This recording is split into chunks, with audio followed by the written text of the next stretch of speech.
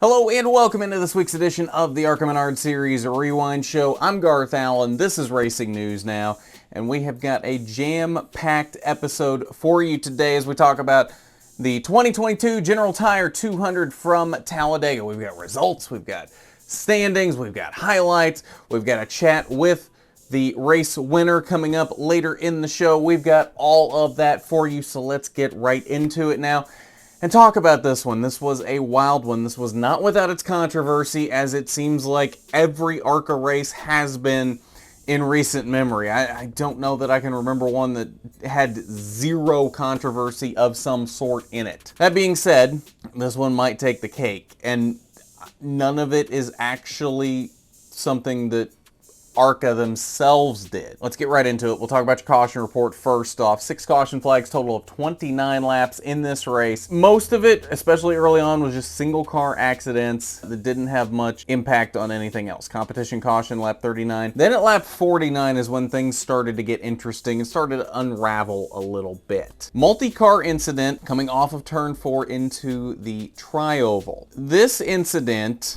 started seemingly because Toni Breidinger in the 25 car was lifting. She had this issue at Daytona, was told by her team to stop lifting. As far as I'm aware, did stop lifting after that at Daytona. Apparently that bad habit returned at Talladega, as there were radio transmissions at the team asking her, "Are you lifting?" She said she wasn't. The team telemetry data seemed to sell otherwise, and other drivers seemed to say otherwise. She apparently was lifting to stay off the back bumper of Amber Balkan at this moment, which seems a little strange to me. Just give her a little bump. Give her a bump draft and be on your way. I'm not really sure what the thought process here is. I'm not here to bash Toni, but at the same time, I'm not here to say she did nothing wrong either. But apparently was lifting in this moment. Richard Garvey got a shot from behind, from the car behind him, which sent him into the back of Toni as she was lifting, got her squirrely, sent her to the right into the outside wall. Sent Garvey to the left. He goes up and over another car. His right side wheels got launched into the air. He got all 4 tires in the air in this accident. Came back down on all 4s, didn't flip over. Looked like he might for a second. Spectacular crash involving 5 cars total on the front stretch. Definitely the big one. This set up a red flag for a little bit that would cause some problems sooner rather than later. Now, the Breidinger-Garvey feud doesn't end on the track. It actually becomes a feud. In his post-accident interview outside the care center, Garvey did not mince his words. He 100% laid the blame for that accident on Toni Breidinger. Let's take a listen to what he had to say after the accident, because he did not mess around here. He got straight to the point and said what was on his mind. You know, I think the 25 was lifting for about 2 laps. We were on the radio saying, she keeps lifting, she keeps lifting. It looked like she tried to get to the top. She goes round. I think we got some help from behind, and then we're a passenger from that point. But I think we should get a 10 out of 10 for the aerobatics there. And I just feel really bad for Rougier, our sponsor. Here we go. So yeah, she lifted, and yeah, we've gone into the back. It just sucks for everybody, but RougietFast.com, first race on the car. Vic, Rachel, all the guys out here with the sponsor this weekend. Andy Hillenberg, Mike Shreve, Dick Dehaney putting together a great car. The car was terrible all day. We just, you know, I was saying before, we didn't have a push. We couldn't do anything. We were dropping back like a stone. You know, we'll come back next year, try again. But oh no, the feud does not end there. Toni would not let the feud end there. She took the feud to Twitter. Did she tweet an apology, take blame for the accident? Did she spin it around and blame Garvey for the incident, for an ill-timed bump draft? Or did she go a different route? Here's the tweet in question. You make your own judgment on this. Let me know what you think of this. And is this over? Do you think we'll see more from Toni and Richard Garvey and this feud going forward, or is this over? Is this it? Let me know in the comments what you think about that, because we definitely this is not the feud I expected to see in the ARCA Series this season. We'll put it that way. We got back racing. And then had another caution at lap 59 for the 9 car. Previously had been Thomas Prater. Sean Corr is in the car at this point because Prater had to get out for flu-like symptoms. Corr gets into an accident, and because of the red flag earlier, apparently we have some time constraints at this point, and the teams are told that the next flag, once we go green from this caution, will end the race. What? So we end the race short. This got the adrenaline level ramped up to 100 at this point. Everybody started going crazy. Eventually, it finally caught up to them. Daniel Dye gets spun off of turn 2. Caution comes out. That ends the race with about 10 laps to go. 8-9 laps to go, I think was the number. With Nick Sanchez and Corey Heim side by side for the lead. It is determined that Nick Sanchez was the leader at the time of caution, and Nick Sanchez wins the race. But the real question here is, why was the race shortened to begin with? And I want to preface this because in the past, I have been misunderstood, and to anyone watching that might misunderstand this, I am not blaming ARCA in this situation. ARCA is not to blame for this, and you shouldn't blame ARCA either if you are blaming ARCA. This doesn't fall on ARCA. Some controversies that have happened here or there can be blamed on ARCA. This cannot. This either falls on the track for scheduling the ARCA race too close to the Xfinity race, or it falls on Fox for being too strict with their TV window and not wanting to budge. Fox had a baseball game coming up after the ARCA race on Fox Sports. Didn't want to budge with the pregame window.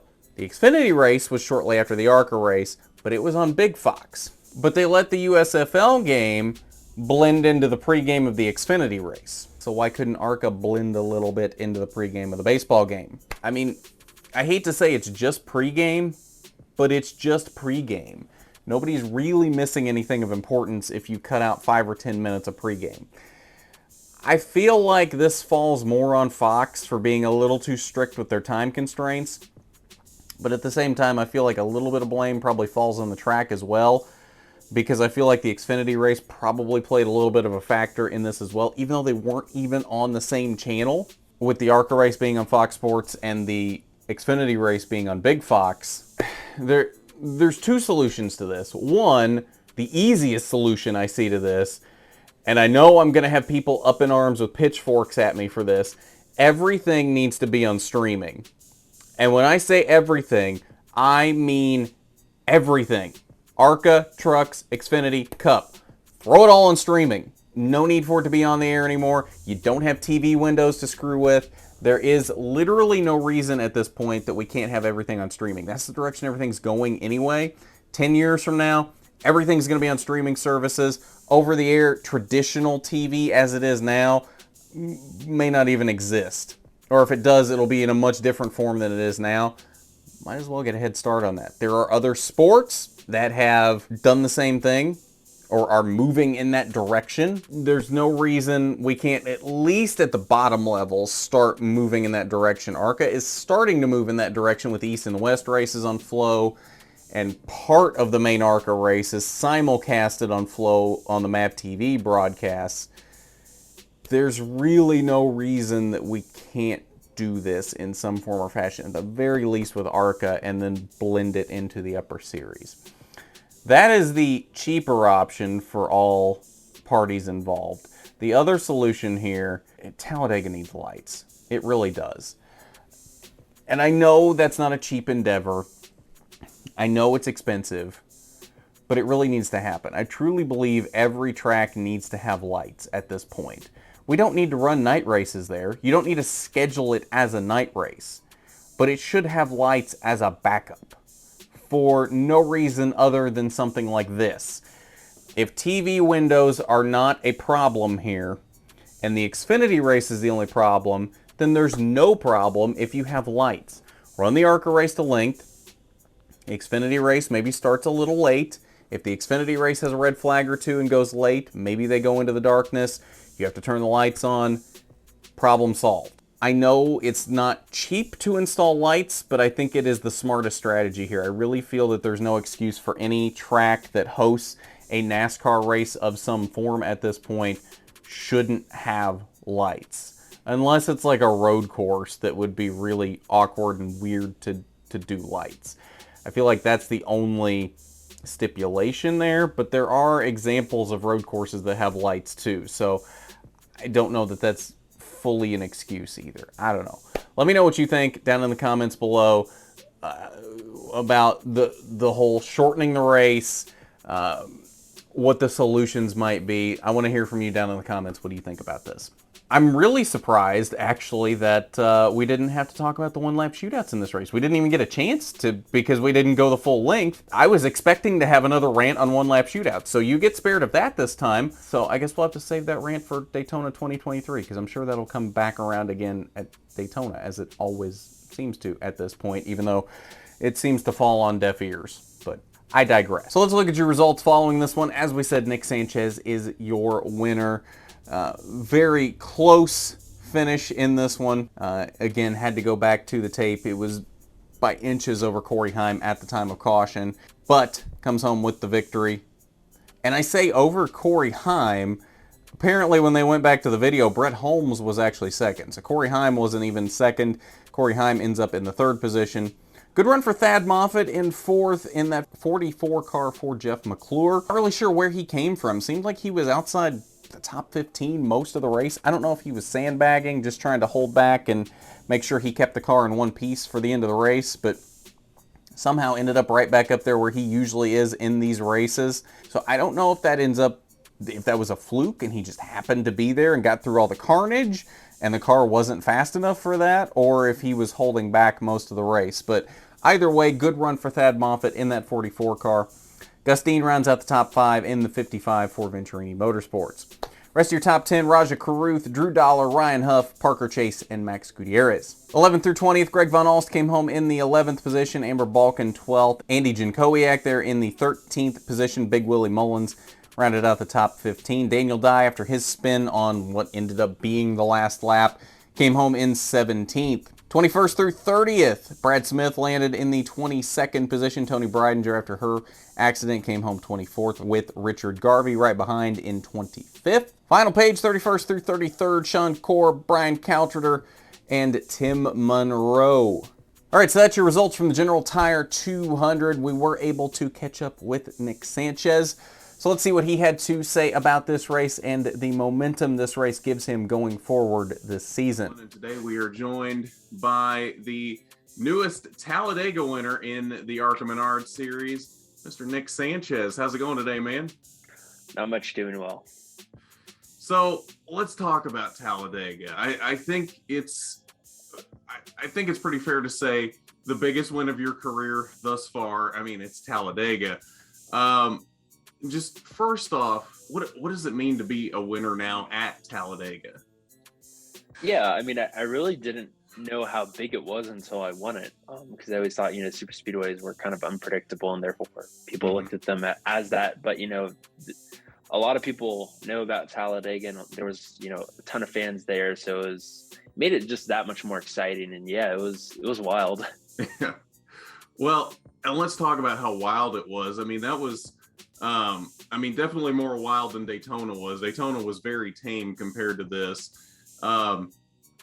Were you ever worried at any point in the race that you weren't going to be able to be in a position to do this? No, really I would say that last restart, not that last restart, a little bit after that, when I kind of got hung out by Corey, and tried to do a block in the 43, I kind of got shuffled back, and I knew, I had to really be aggressive to get up front to make it happen there. But the whole race, I thought, me and my team did a pretty good job at making sure we were in position at the end, or at least did everything we thought was possible to put ourselves in position. So let's talk about that race to the finish. Very controversial, ending the race early like they did. How much advance notice did you get in the car that there was a possibility we were going to end early? Yeah, on that last caution, just before that last restart, I got, the word that the next caution was going to end the race. So obviously that's why you saw me on that restart, really, kind of tried to side draft my teammate and take a run to the lead, because I didn't know when the next caution was going to end the race. So there wasn't really too much of a warning, and it kind of caught me off guard, but it just made my decision to make moves a lot easier, because I knew I had to make a move for the win. And if it didn't work out, cool, but I couldn't live with myself, trying to push someone out to the lead and give up the win. Right. So let's look forward into the season now. First win of the season, but really only 3 races after your first win at the end of last season. How much momentum do you feel like you have now going forward in this season to chase this championship? Yeah, there's a lot of good that came out of Talladega. Obviously, points, Daytona was not good for us for the point's sake, and Phoenix really wasn't either. I was kind of disappointed with our finish there. So to get a win this early on and make up pretty much our whole deficit back, and really the races that I had circled on my calendar were Kansas and Charlotte for the early ones, and I honestly didn't think a win was possible till Kansas. So to get a win kind of unexpectedly at Talladega, going into Kansas is huge, because I feel like the next 2 races are our tracks, and I expect me and my team to go win. I mean, that's always good to pick up a win before you expect to, right? Exactly.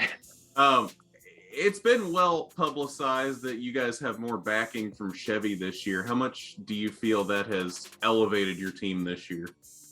Yeah, we definitely have used Chevy's notes to our advantage, and we've been garnering that relationship, and it's even been helping me on the Xfinity side. But I think as far as performance-wise, performance-based aspect of it, I think Kansas will be our first race with Chevy enhancing our performance, actually touching the car. So my car's been getting touched up by them for that race. So I'm really excited to get over there and, see everything they've done to it and put it on track. Nice. Well, good luck with Kansas. Thanks for joining us today. I think that's all I got for you. So congrats on the win, and good luck at Kansas. Awesome. Thank you.